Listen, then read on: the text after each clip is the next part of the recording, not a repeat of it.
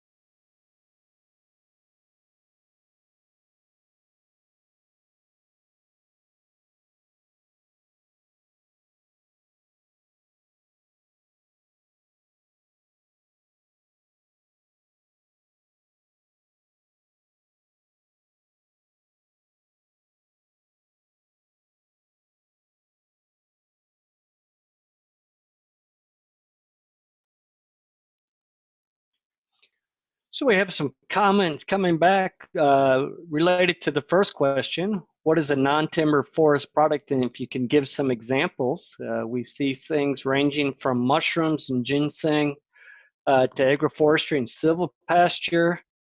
We also, people have responded, pine straw, truffles, wildflowers, hunting venues, hiking.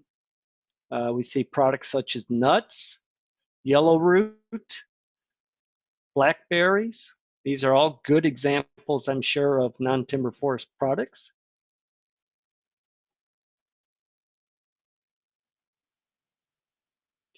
How about some ways outside of timber that you can generate income on your property? I guess that would include the hunt leasing that we've seen.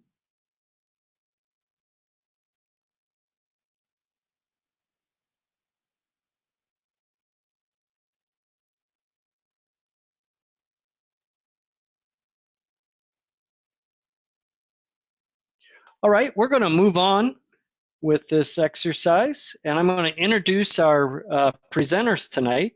We have two presenters tonight. First, let me introduce Dr. Janine Davis here at NC State Extension. Janine is an associate professor and extension specialist in the Department of Horticultural Science at NC State University. She's located at the Research and Extension Center in Western North Carolina near Asheville. For over 30 years, she has researched new crops, vegetables, and organic agriculture and shared her knowledge on these topics with farmers and home gardeners across the country. Her current efforts are focused on woodland botanicals, hops, truffles, organic vegetables, and hemp. She's the lead author of the book Growing and Marketing Ginseng, Golden Seal, and Other Woodland Medicinals. Janine and her family operate our tiny farm where they raise popcorn, honey, and herbs, and board donkeys and horses. Our other presenter tonight is Leslie Bobby. Leslie is the coordinator for the Southern Regional Extension Forestry, and she works in Extension for the past 8 years. She has a master's degree in forest ecology from the University of Florida and a bachelor's degree in plant biology from the University of Illinois. Leslie began her career as an agroforestry extension volunteer in the U.S. Peace Corps in Kenya and spent a few years as a wildland firefighter in northern New Mexico. She has worked on a variety of projects, including climate change and forestry, forest economics, bioenergy, prescribed fire, and more. And she currently lives in Athens, Georgia, and enjoys hiking and spending the time outside with her family. And with that, Leslie, I'm going to turn it over to you. Hey, thanks, Bob. So I'm just going to get started, and then Janine's going to take over from me for a little while, and then we'll come back to me as well to finish up. So this presentation is going to include just an overview of understanding why non-timber forest products can be a good option, how to get started, what are some of these opportunities, and then we're going to dive in to some of the details about how you might negotiate some of these things. This will be kind of a high-level overview because we're going to cover a lot of ground, but there's a lot of resources available on the webinar site that you can follow up with as well. So just thinking about what's happening on the land, right now we're expecting a huge generational landowner change. And so while in the past maybe people thought of timber as the primary function of their land, we're seeing shifts in perspectives on that. So not everybody wants to do timber, or if they want to do timber, they want to look at other options. We're also seeing changes in saw timber stumpage prices. So the graph on the right shows you how changes in saw timber stumpage prices from Alabama and how they've changed since 2007 up to 2018. So you're not necessarily getting a premium at a given time for your timber. There's also a lack of overall forest management. So not everybody is actively managing their land. And when they go to manage their land, there are some costs associated with that. And so people are looking for ways to defray the cost. And then of course, we know that timber is a long time multi-year crop. And so you have expenses along the way, and people hope to recoup some of those expenses. And then finally, there's a lot of interest in these different supplemental income opportunities, and people are thinking creatively about what they can do. And you're seeing that especially with some of the generational shifts, in that people want to maybe some of the younger generation and the millennials are looking to live off the land or try some different options. So if you're getting started in this and just thinking about it, the first thing to do is to go out and look at your property and see what you have there. What could be an alternative income opportunity, and that will depend, of course, on the slope of your land, where your land is located, what your land or your stand is right now, what kind of moisture you get, all sorts of different things.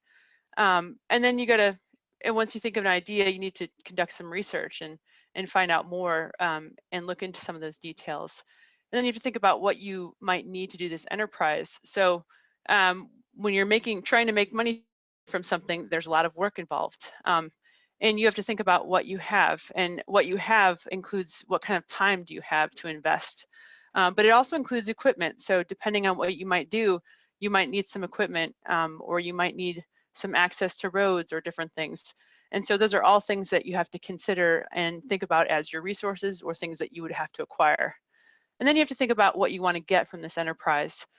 Are you looking for just a little bit of money to cover some of your taxes for the year, or a little nest egg, or are you looking for something that is a significant part of your income? And then you have to tie everything to your forest management plan. So when you do your forest management plan, you have to link everything to what your objectives are for the whole entire landscape and for your whole forest. And so you want to think about how would your enterprise fit into your forest management plan. What do you hope to get out of your land in 30 years? And then you have to think about a business plan, because this is a business to some degree. And so you need to go through those steps as well. And then finally, you have to go through some marketing aspects. Opportunities are going to vary depending on where you are. So you have to look at what might be feasible, because you might have a product, but it might not make economic sense to take that product to a market depending on where you live. So beyond the timberline, what kinds of things are possible? I think we had some good suggestions in the chat box already. So there's different forest wood products. There's wild crops and plants. You know, ramps growing in the woods are a profitable enterprise sometimes. There's different specialty crops, you know, allowing people to have access for recreation or other services is it's a considerable market. And you also have to think that you can still meet your landowner objectives, which, you know, your objectives might be to have a good timber crop or saw timber or poles or something, but you can still meet those objectives for timber or different products while pursuing some of these other alternative income opportunities. And then you also have to think about, you know, what the aesthetics might be and what kind of wildlife you have on your land. So here's just a list of some objectives just to think about. So things from your agritourism, silvopasture, floral and decorative products. So pine cones can fetch some money. There's different things you can eat. There's medicines. There's recreation. So the example in the center is a bunch of people on a sitting on some hay bales and going for a tractor ride. There's entertainment, honey, minerals, so all sorts of things out there. And then next you have to think about how this might work and will it work. So you have biological and physical limitations. So, you know, what do you have on land, and can you produce it reliably? So you might have a product, or you might have some particular vegetable or plant that can grow and that you could harvest, but you might not have enough to actually produce a service, a market enough to make any money off of it. You might just not have, you might have limitations of a small patch, or you might have too dry conditions or wet conditions. You also have to think if this is the best use of your land. You know, again, depending on what you have, it may not make sense, because while you might make money short term, it might devalue your land long term, or work against you in different aspects. And then of course there's the markets. You know, for example, if you live near Atlanta and have some forest land, then you might have a stronger market for a particular product. Whereas if you live in a very, very rural area, you're not going to be able to market things for a price point that would be valuable for you. And then overall, just looking at the match between your goals for your land, your objectives, and what your values are, and how that lines up with your enterprise. So location is incredibly important. So for example, in the Appalachian region, there's a lot of medicinal plants, and in pine forests, you can do pine straw harvesting. So there's all sorts of different things to consider, and you might be able to harvest different things depending on your area. So everything is going to vary by your area, and then by your particular site conditions, such as slope and moisture and rain and other things. So location is going to be a key factor in everything, and of course it plays into markets.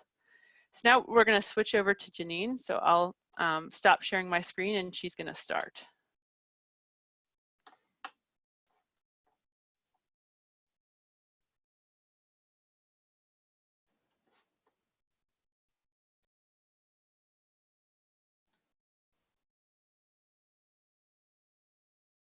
And Janine, you're muted still.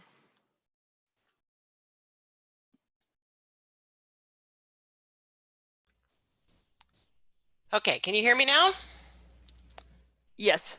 All right. But you're not sharing your screen yet, just so you know. Okay, it's doing funny things here. There we go. Now let me move back up one. Okay, you're good now.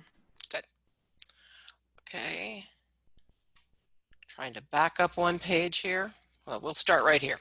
So Leslie gave you a good 30,000 foot overview, and I'm just going to drill in a little bit deeper and cover a lot of the same topics, but get you a little bit more down to some of the details. And one of the things I wanted to share is looking at making money from the woods other than timber is not a new thing at all. People have been wandering the forests and collecting herbs and various kinds of roots and burls and things for many, many, many generations. And I just thought it was fun to find this little article from, way back, where people were going and harvesting things from the forest. And we've just taken that to the next level now with not just wild harvesting, but also intentionally cultivating some of these products. My screen does not want to change. Here we go. So there is a renewed interest in all kinds of forest products. This is an example of some of the wild foods. Think of the market trends that are going on right now. This has been a real boon for people in the Appalachian Mountain region where I am. I'm located around Asheville, where people are very interested in eating wild mushrooms and weeds that they gather from their lawns that we can also gather from the forests. So be sure to pay attention to what some of these new market trends are.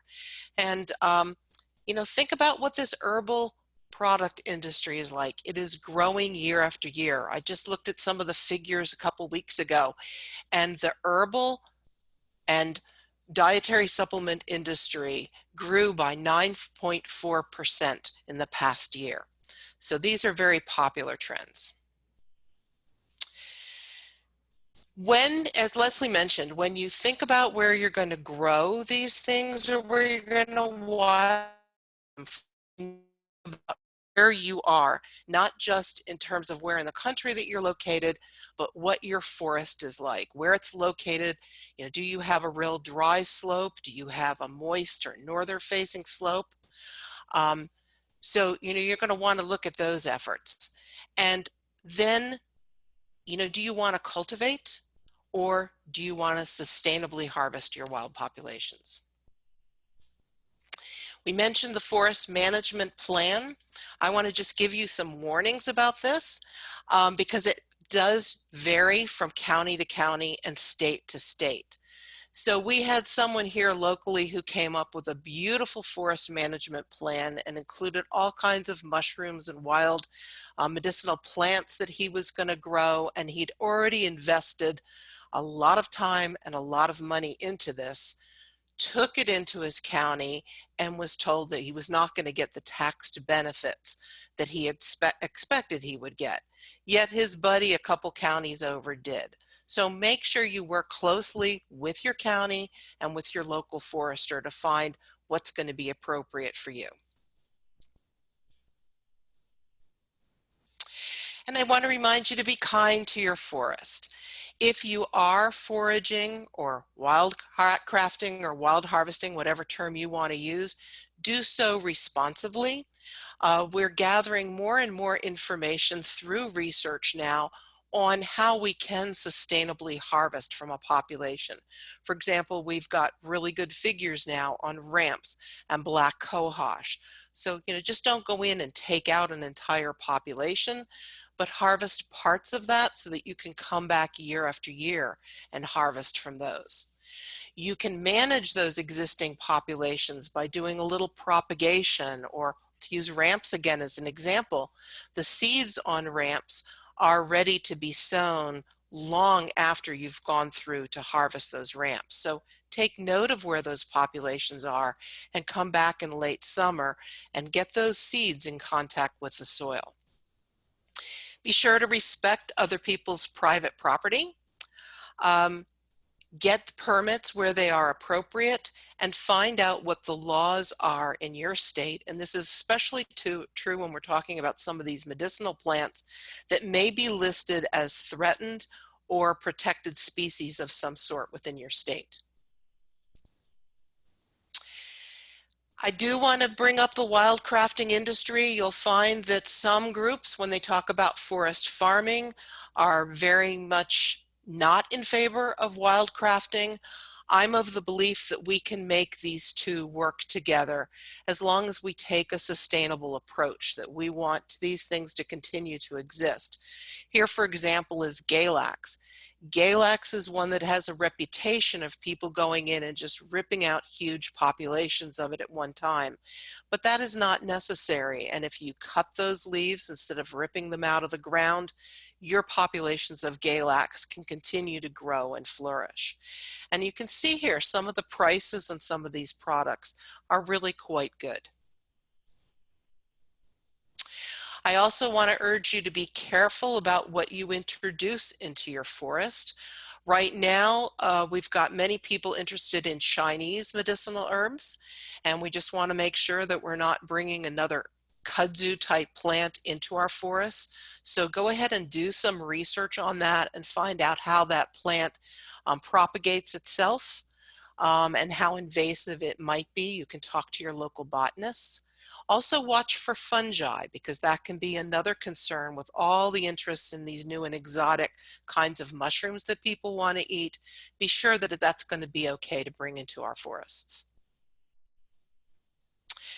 And now I'd just like to give you some examples of some of the plants that people are growing to generate income from their forests. And we're not going to get into any real depth on any of these or specifics on how to cultivate them. We will share resources with you later where you can get that kind of information. The woodland botanicals is one of the first things that most people think about when they think about growing something else within their woods. And this is a great place to start because there is a lot of interest. There's a really well-established market. You need a little bit of knowledge about how to find these buyers, or dealers as we often call them. And more people are making their own value-added products now. So they're collecting these roots and they're making their own salves and tinctures and such. But this is going to be very location specific. That's ginseng you see on your far right. And that, of course, is not going to grow in places like Texas very well. Here's some more of the medicinal herbs. Ginseng on the left there is the most highly valued of all these herbs. It's the most difficult one for us to produce. It's also highly vulnerable to people coming onto your land and stealing it. And if you don't think people are walking your land, I just urge you to put up a couple trail cams, leave them up for a couple months, and I think you'll be surprised at what you find.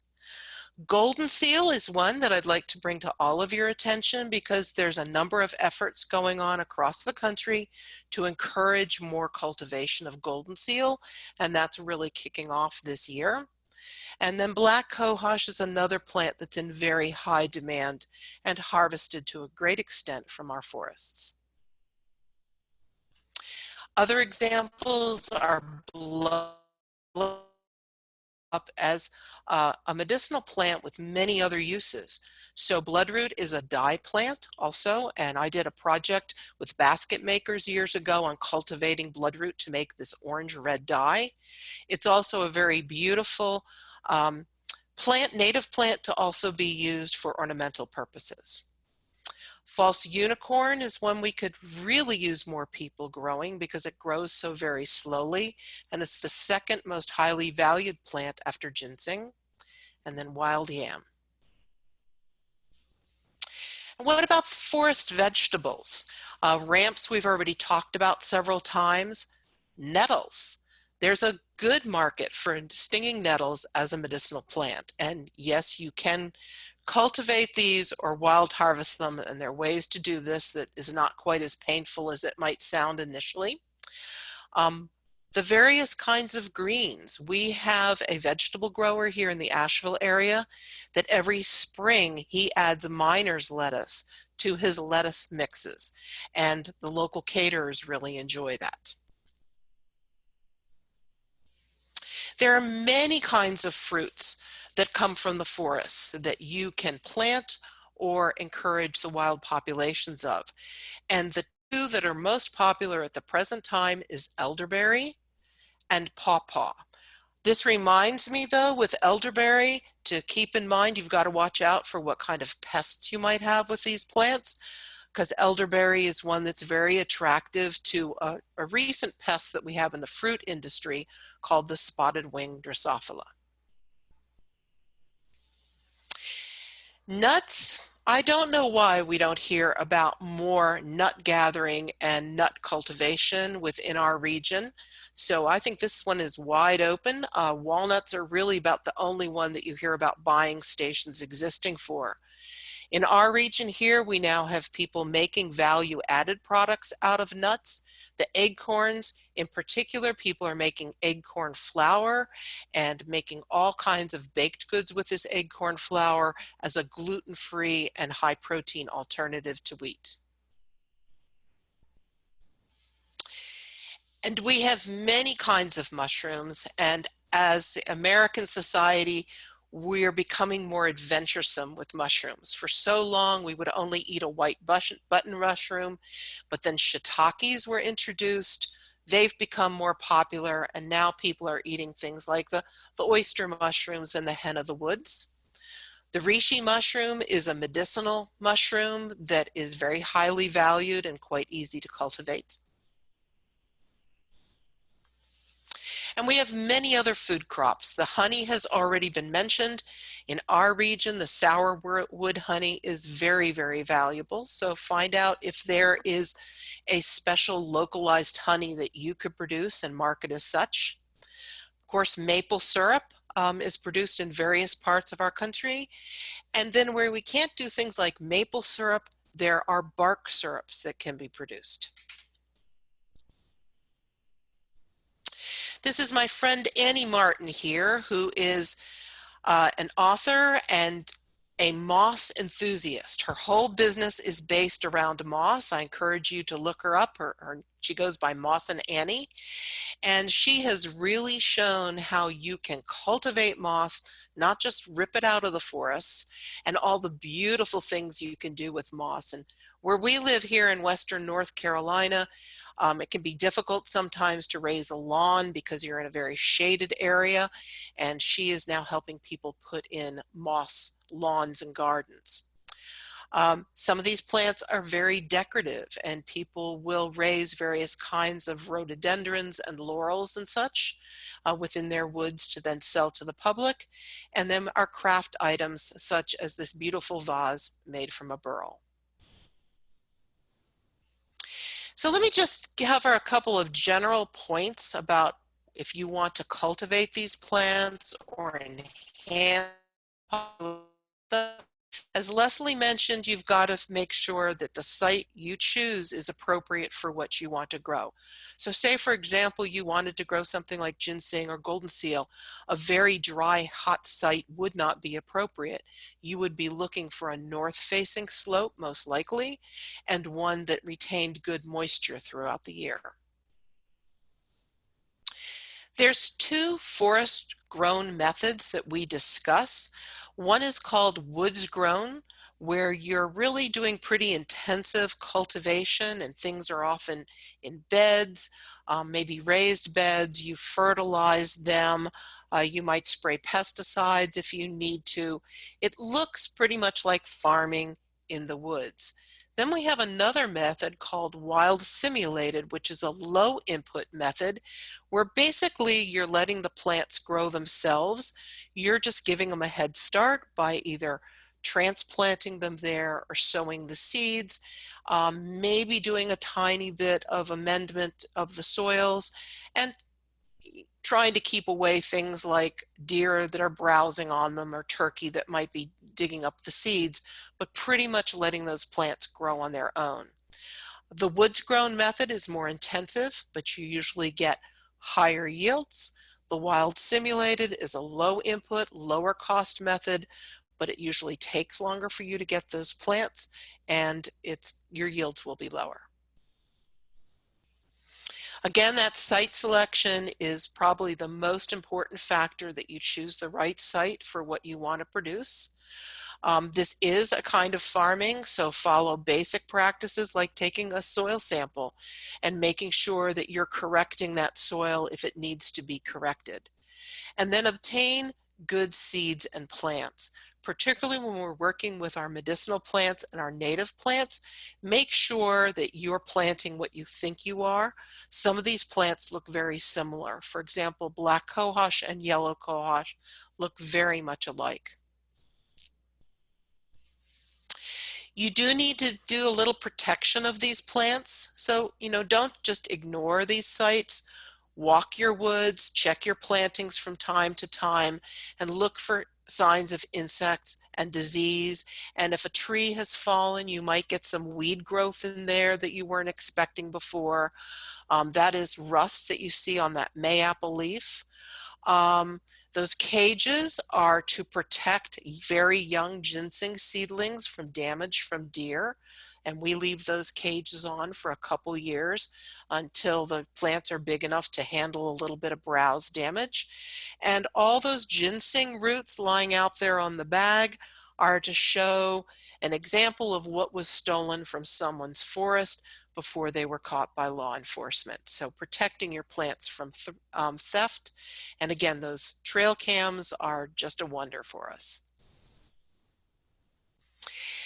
When it comes time to harvest, you've got to plan how you're going to do this. It's much easier to plant in the woods than harvest in the woods. So what methods are you going to use?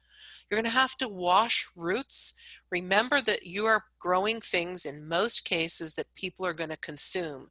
So you've got to follow basic good food safety and handling measures. You've got to have water that is safe for people to consume to wash these roots. Then how are you going to dry them? Many people forget to think about how much space it takes to dry 100 pounds of roots. So how are you going to do that and do it well? Proper packaging and storage. This is a buyer, Ed Fletcher, who I deal with, who's inspecting some product right there. And how does he want that packaged for sale? And what are the economics?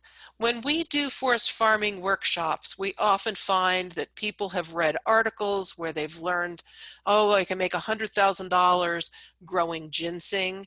And, is that realistic? How much land would that take? How long would it take for you to make $100,000? Most of our forest farms are small, and most people are doing it for a supplemental income or enough money to cover the taxes on that land. Try to be realistic in your expectation, and there are workshops around that'll help you go through these figures. Leslie, turn it back over.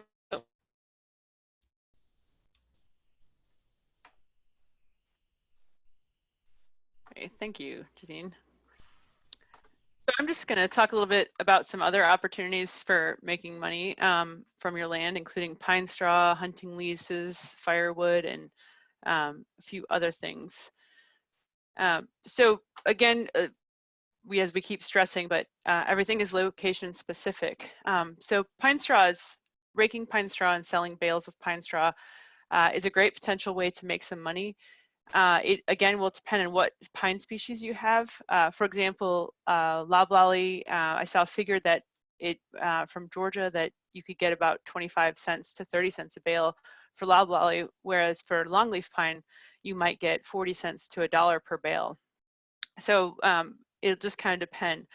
Generally, people like the longer needles because they take a longer time to decompose.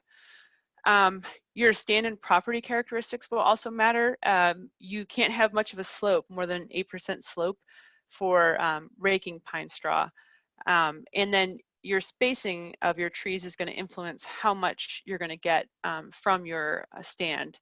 And then the age of your trees. So typically like around a little less than 10-year-old trees are when that's the age of the trees when you can start raking pine straw.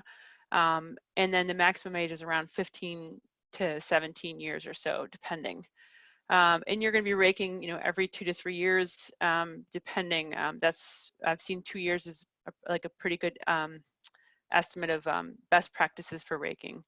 And then it depends on what your objectives for your land and your management are.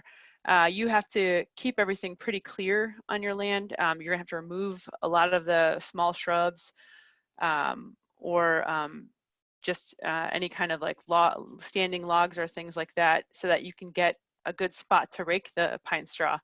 But that habitat may not be as ideal for wildlife. So there's a trade-off in that thing. And then there's expenses depending on if you do it yourself or if you hire somebody else. And that might depend on a piece of equipment or hand raking it. And those expenses can even just be your own labor. And then the pine straw markets are going to vary. So again, how far away you have to go to a market and what the local market is going to depend. And then, like Janine said, the storage is an issue. So if you're collecting a bunch of pine straw bales, then where are they going to be stored until they can be sold, and the timing of that. And then the other thing is that, you know, if you do rake your own pine straw, most likely you'll be doing it by hand and baling it by hand. But if you hire a contractor, they do have machines for that. But then you have to know if these reliable contractors are available for this type of work in your area, and then decide what kind of contract might work for your purposes. So hunting lease is another great option for making money from your land. Hunting leases are going to vary considerably depending on the quality of the land that you have. If you have a very well-managed stand that you burn frequently, or that has nice spacing, if you have a water source for wildlife, then you might have a high-quality hunting habitat, and so you'll be able to get more income from that. Whereas if you have a lower quality habitat, then might be considerably low. So some numbers I found were that, as if you had a big game lease on a high quality spread, you could get up to $25 per acre. Whereas if you're looking at something like a low quality small game hunting area, you might only get about 50 cents per acre. I found some information that suggested that in Mississippi, right now they found estimates as low as $4 an acre to around $54 an acre. So it just depends considerably. And then you have to think about how you want to use the land and if that's compatible with hunting. So if you like to go four-wheeling on your land, or you like to hike on your land, well, does that work out with a hunting lease? Can you still use your land for what you would like? And then you consider what kind of lease you want. So there's short-term leases where you might even rent your land for the day, or you might do it for a week, or there might be longer-term leases that are seasonal and annual. And then you have to decide who you're going to lease it to. So there are companies that will help you lease the land and help you connect to people, and there are ways to market it. But again, you have to think about the liability and getting a contract. This is a case where you would want to get an attorney involved, because there's a lot of stipulations about how they can use their land and in what capacity, whether they can use the roads or create more roads. So you don't want them to destroy your land. It's some of the best practices have been suggested that it's good to, if you can, sometimes it's good to lease your land to someone local, so you have someone local on the land. Of course, that could be its own struggles too. And the leasing structures, I saw some values that suggest it's about a break-even value, all the way up to plus an additional 10%. Some people do competitive pricing or sealed bids, so there's a lot to consider in going out for a hunting lease. Firewood production is another avenue for alternative income, and firewood's just going to depend. It's typically found or harvested, following a timber harvest. You might have some additional firewood harvest, or right before you do a big timber harvest, there's possibility to collect some firewood, or as part of your intermediate stand management. So if you're thinning some of the trees and there's no other market for those thin, smaller trees, then you might consider firewood. Typically, firewood is, you can contract with people who cut the firewood for you.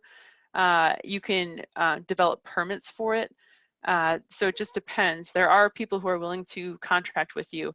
And if you look in the top, or I'm sorry, the right side of the screen, you'll see just an example of like a contract with a supply company for estimating how much wood they might remove, or their selling point, and how it might be cut and everything. Firewood is sold in a cord. I think I've only really heard the unit a cord used for firewood. So it's approximately 8 by 8 by 4 feet. And so everything is translated into that unit. So you might have half a cord or a quarter of cord. Markets are going to vary for firewood. So again, I found some values that suggested that for an urban area, some oak firewood that's pretty good quality. In the South, you might average between $250 to $350 per cord, whereas if you're in a rural area, that same cord might be $100 to $150. And the species is going to influence the type of the value of the firewood as well, and then how green it is.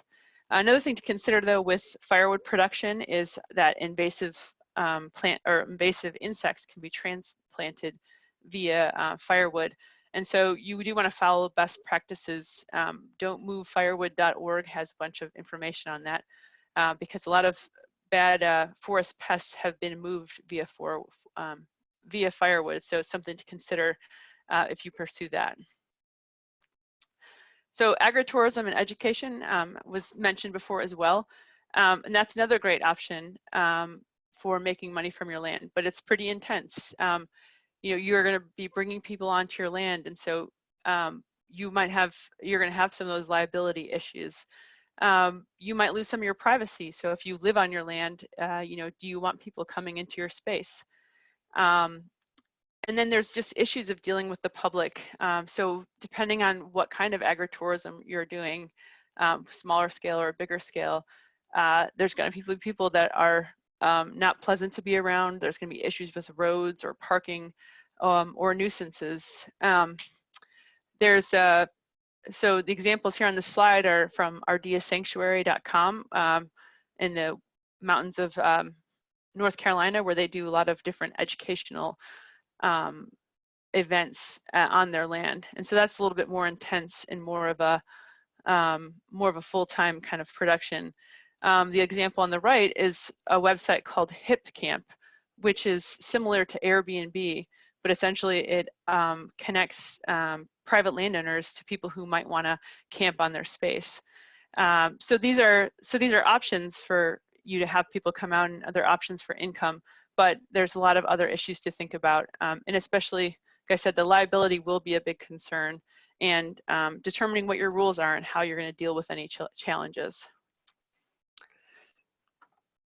So overall, thinking about all these possible ways to make money off your land, as we've said many times, liability issues are going to be a huge consideration. So you have to protect yourself, and you have to know the limits to the use of your land. You're going to need to know your zoning or deed restrictions. So depending on where your land is, there might be some restrictions that you might not be aware of, and so those are things that you'll need to investigate before you go any further. Another concern is, lack of knowledge. It's hard for people to move forward if they're not sure what to do or what is profitable. So a lot of these enterprises will require a lot of research. That will require talking to extension agents or your county forester or a consulting forester or other specialists to make sure that you have all your ducks in a row and that you're ready to go and that it's the right thing for your land. Another huge concern is federal program restrictions. So if you're in a cost share program, there might be some restrictions on what you can do in your land. So you don't want to inadvertently lose out on your cost share because you've done some alternative income that doesn't generate the same income level. And there's also federal and state environmental regulations. So things like what your the water is like on your land, or how it drains, if there's wetlands nearby or any endangered species. So there are some restrictions from the governmental level. And as Janine said, one county over, someone could write off something for their taxes, but they couldn't in a different county. And so those things are all important to discover. Other things to think about are just your location to your property.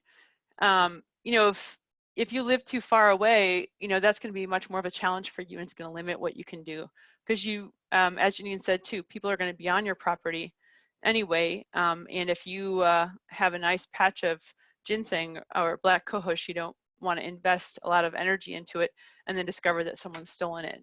Or for example, if you're running some other enterprise or some kind of agritourism, you don't want people on your land where you can't observe what they're doing.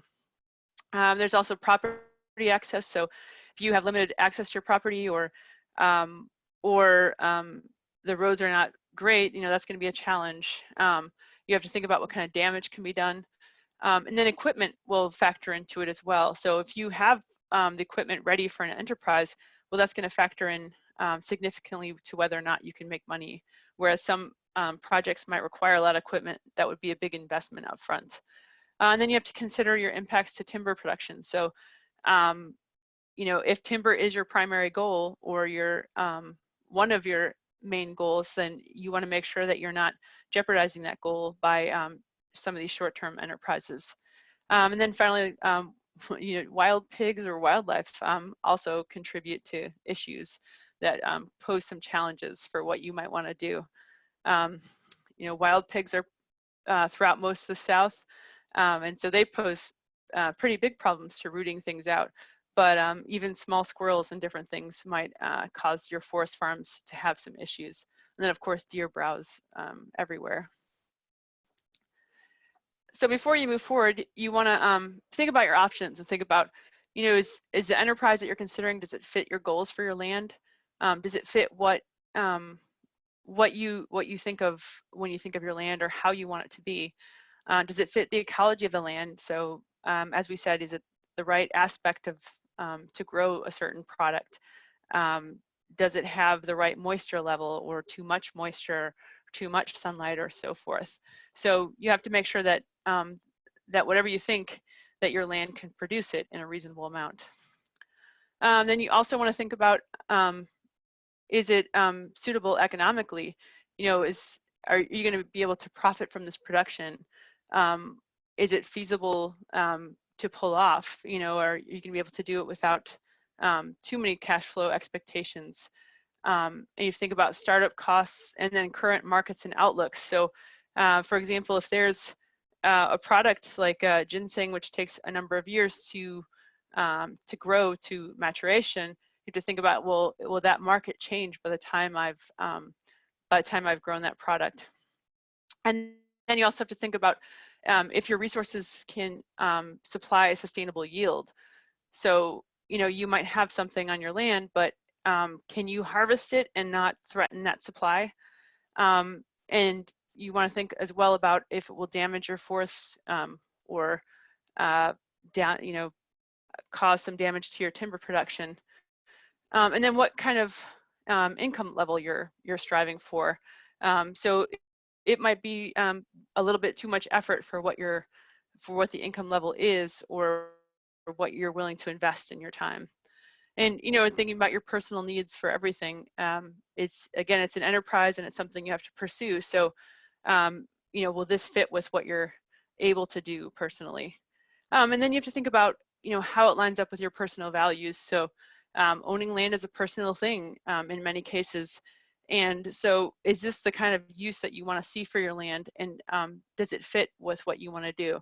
So for some of the forest farming or forest cultivation, that might feel, that might provide some positive benefits to you if that's in line with your values, to help cultivate those plants and cultivate a sustainable supply.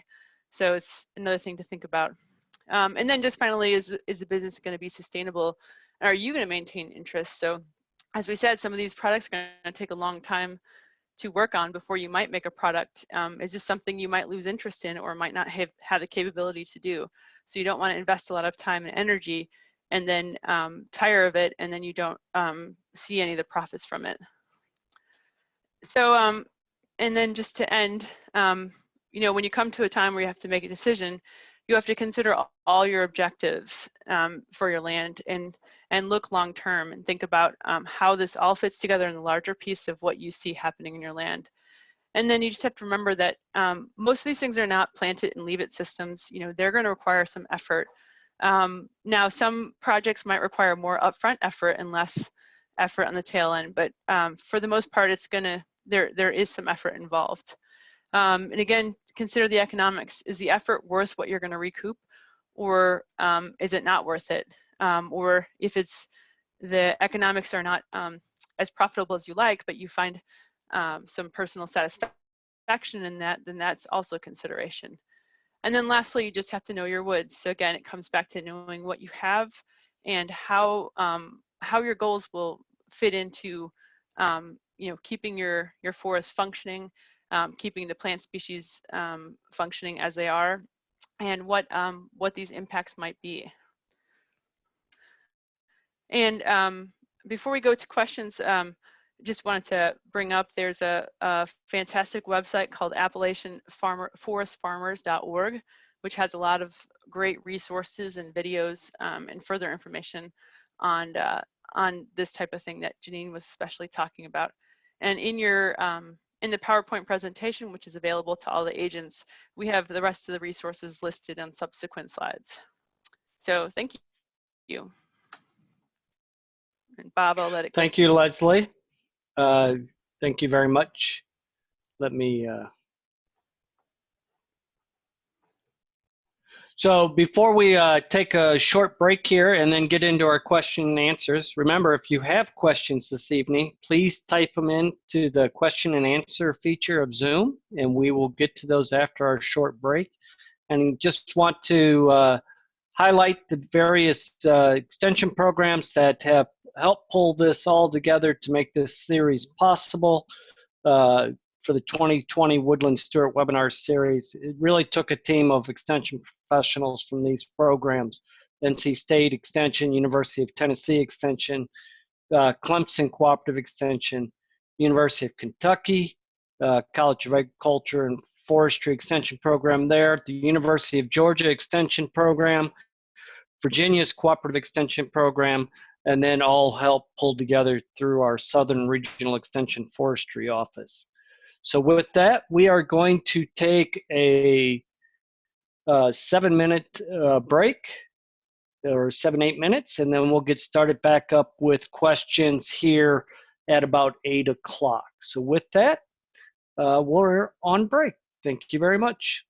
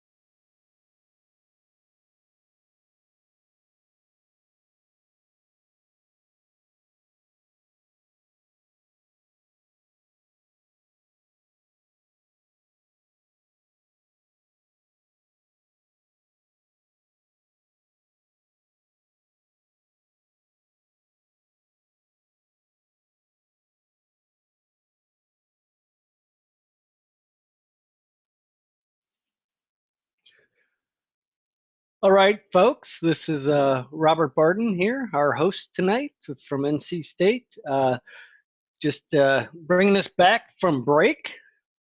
So if we can get people to come back in and take your seats if you are up and about, and we will start going through question and answers, and we will try to get through them all here this evening. As you guys are coming in and getting back into your seats and everything, I just want to take a moment to thank our two presenters this evening, Leslie and Janine. Thank you both for taking the time to pull together your presentation for our audience. And with that, let's get started with our questions and answers. So our first question is from Steve. And Steve asked, are there any extension offices or universities that are growing truffles in North America, or is it mostly private individuals trying to establish best practices? Well, funny you should ask that question. So all day today, I've been working on my truffle presentation for the North American Truffle Growers Association, this conference in Charlotte. So yes, we do have people working on truffles. I think NC State University right now probably has the biggest truffle research program going anywhere in the eastern United States. There's some work also going on the West Coast. But yeah, I'm happy to report that we harvested 43 truffles this season off a little 1/8 acre filbert orchard. All right, thank you. So here's one from Jim Hillary. Janine, is hugelkultur of benefit for ginseng and golden seal?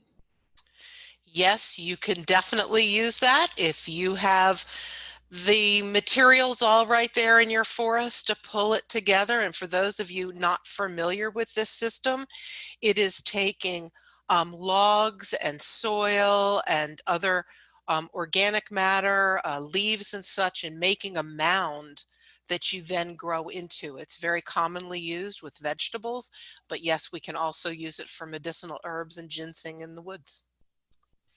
All right, another one from Jim. My local forester is great at forest management and timber production, but doesn't know anything about managing for non-traditional forest products. Where else can I find local information? That's probably going to take a team to answer that question. I know that that has been the case in my region for a long time, and we've just matched each other up. Our forestry people and my staff and team have worked together. We've done a lot of educating of each other because when we go through our own disciplines right now to get trained, our forestry programs still don't cover a lot of the non-timber forest products. And maybe the other two people here can contribute to that. Well, so it does also depend on the non-timber forest product that one might be interested in. So, of course, medicinals and things like those type of products, I would agree that your consulting forester or your local forester, maybe with the state forest agency, is less qualified in those areas. But if you are into things like maybe pine straw production or hunt leases, you may be able to get that information from either your extension agent or from your state agencies such as the State Forest Service or the Wildlife Resource Commission, especially if it has to do with things like hunt leasing. Also, I know there are, like here at North Carolina State University, for example, we have extension specialists that work in the area of tourism. And so if you are looking at those type of enterprises that involve tourism, they can help with those type of things. So there are resources out there. It just, as a landowner, you will have to hunt around to find the best resource for you. But your extension office is usually a great place to start. If they don't have the answers, they'll at least have a network they can tap into to try to find those answers for you. All right, we're going to move on to our next question, another one from Jim. Truffles have a symbiotic relationship with European oaks. Do they work with native trees or shrubs here? And I think Jim is maybe from Kentucky, if that helps you. If not, from Virginia, maybe. Okay, so truffles, for those of you not familiar with truffles, besides the chocolate candy, truffles are a fungus that grow in association with the roots of a tree, and that forms then a fruiting body, and that it is symbiotic, that the tree provides carbohydrates for the truffle, and the truffle mycorrhizae help mine various kinds of nutrients from the soil for the tree. And they do grow with a lot of oaks. We have been producing them on filberts, but that's turned out not to be the best choice in our region because of the eastern filbert blight. So we have a new project starting just this year where we're working with some nurseries that specialize with native plants to put in a bunch of different species for truffles. So unfortunately, like with ginseng, it will probably be another 5 or 6 years before we can give you some good answers to that. Okay, our next question is from Franklin County Extension and there in Kentucky, and they are wondering, are all the fern fiddleheads edible? I think that all the fiddlehead ferns are edible, but I urge a lot of caution with our woodland plants that you really double check, not just the plants, but the mushrooms to get a positive identification. Because just like I said, with yellow cohosh and black cohosh, most of us can't tell the difference between those two. And the ferns, there's a lot of similarity in some of the ferns, but I think most of them are edible, of the fiddleheads. Okay. Another question that has come in from administrator, I believe out of Kentucky also. Where is the book Growing and Marketing Ginseng Golden Seal available? So that is a book I wrote with my co-author, Scott Persons, who is our ginseng expert in North America. You can get it off of Amazon. If you want to put a little bit more money into the author's pockets, you can look me up at ourtinyfarmnc.blogspot.com, or you can look up Scott Persons and order from him. But yes, you can get it right off Amazon. All right, thank you there. Here's a question from Billy Thomas. Kentucky residents can submit non-timber forest product questions to, okay, he said this is in response to the earlier question about who can you contact in your state. So folks in Kentucky, Billy Thomas would be the one you can reach out to, and he can try to connect you with the information that you need. Next question is from Steve, and he's wondering, where is a good place to start getting information about growing mushrooms? The best place to start is with your extension service. Most of the states have a couple of good extension bulletins on growing various kinds of mushrooms. For example, in North Carolina, we have a good one on shiitake mushrooms. And then there are many excellent books on the topic and some really good experts in the region. And you can start with your local mycology clubs. Most of the mycology clubs now have people who are experts on cultivating shiitake, oyster mushrooms, and rishis. Okay, a question from Nicole Schumann. She's wondering, how big is a pine straw bale? Like a square bale? So it all depends. There really isn't a standard bale, but it seems that a general size might be like a little bit more than 2 feet, 2.5 feet in length, and then a little bit around a foot in height and width, or like around 3 cubic feet was another estimate I saw. Some other numbers I saw, so from some of the research that was collected, is that if you had maybe let's see, you might get like 150 to 275 bales a year of loblolly, and that all depends on how many trees per acre you have. And then you're, about 25 cents per bale, then you're looking at like a little more than $30 per acre from raking pine straw at a low, well, that's about 125 bales at 25 cents. You get about a little bit more than $30 per acre for the year from raking. So I don't know if that helps put a little in context. Okay, thanks, Jim. You're from Virginia. Appreciate letting us know. Question from Heather College, and I apologize if I'm mispronouncing names this evening. She's heard about pecan truffles. I'm assuming that's associated with pecan trees. Do you guys have comments on that? Sure, it can be. And that question reminds me that I should say that the truffles we've been talking about now, up to now, have mostly been truffle species that have been imported from Europe. And the black Perigord truffle is the one that is the most expensive. It's kind of like the ginseng is to the medicinal plant industry. And those we have to go through a lot of special efforts to produce. For example, it needs a really high soil pH. The pecan truffle, on the other hand, is a native truffle. It's pretty much ubiquitous. It seems to really like pecan orchards, and University of Georgia has had a extension publication on pecan truffles for as long as I can remember. And now with this real interest in wild foods, our chefs are much more interested in these native type truffles like the pecan truffle than they used to be, say, a decade ago. So this is something you might already have within your forest, where if you were growing a black Perigord truffle, you would have to inoculate trees and plant those. So here's a question from Philip Kanapaka. What can you use nettles for? Nettles have a lot of medicinal properties, but the one that they're probably most popular for is a good source of iron.